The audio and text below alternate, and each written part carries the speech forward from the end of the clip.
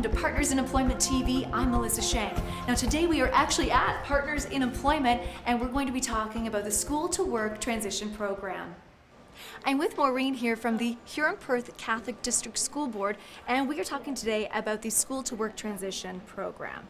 And how did this program come to be? Well, in 2009, Community Living South Huron came up with this idea to support our students in our schools to make a earlier transition from school to community and get a job out of it. So we were approached, and Avon-Maitland District School Board was approached, Partners in Employment, Community Living Stratford and area. We all came together and came up with this wonderful plan of transitioning these young people into the community, but searching for jobs for them, and so that they can contribute to our economy because they're paying taxes and they're not gathering or accessing ODSP. And they are graduating from our schools out into the community at an earlier time. They could stay till they're 21, and often now our students are getting jobs and leaving at 18. Which has been more and more the case, right? They're graduating a bit earlier, getting out at an early age, and getting out into the workforce and really enjoying what they're doing. With everyone we've interviewed, everyone is just loving their jobs and loving what they're doing. Now, Maureen, can you walk me through the process? A student has entered into the program and is looking for that job. What is the process, the evolution of this from start to finish? So the employment facilitator comes in and meets with the student, and they sit together and they work out their likes, job wishes, where they would like to work in the community.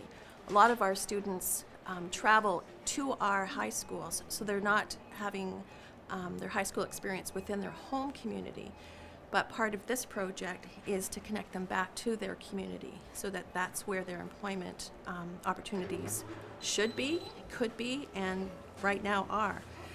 And less of a commute, obviously. It's Less right in their of a commute. hometown. Yeah. Right. So we want our students to be employed in their home community and to seek those opportunities that are out there for them, because that's where they're going to be living, that's where they are living, and we want that connection happening for them, because again, that's part of what we do as an inclusive practice, is to engage in just regular norms. We include everyone, and these young people are included in their own community. And so the employment facilitator works on where this young person would like to work, what their skill set is there a time frame that they would like to work? Is it mornings, afternoons, all day? And then that's the next part of the work. How can we make this happen? And they work then together, going out, seeking these opportunities, working with parents too, who offer a great deal of advice and for us.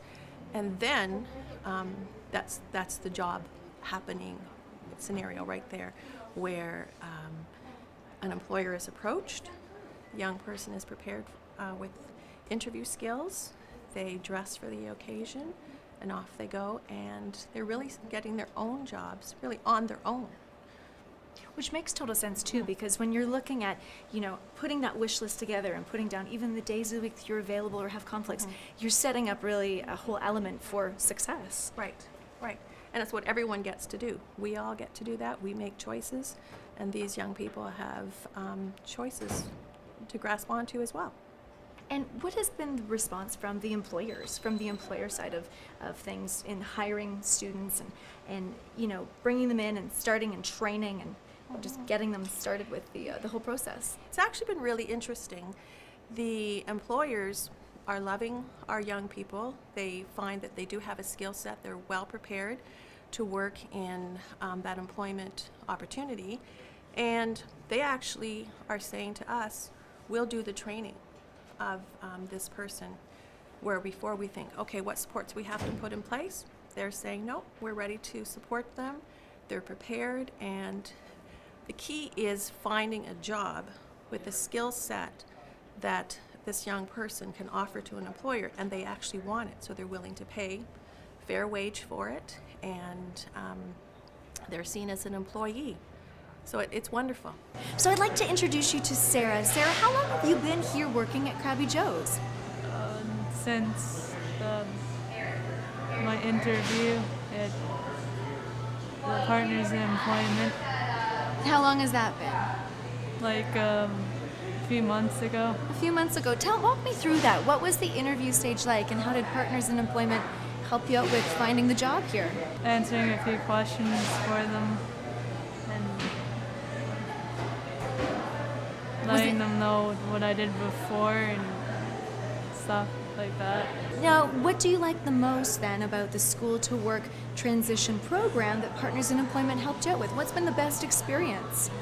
Just meeting new people, friendly conversations with the new people that I've met. And you are very friendly indeed. Now, tell me, what kinds of things do you do here at Krabby Joe's?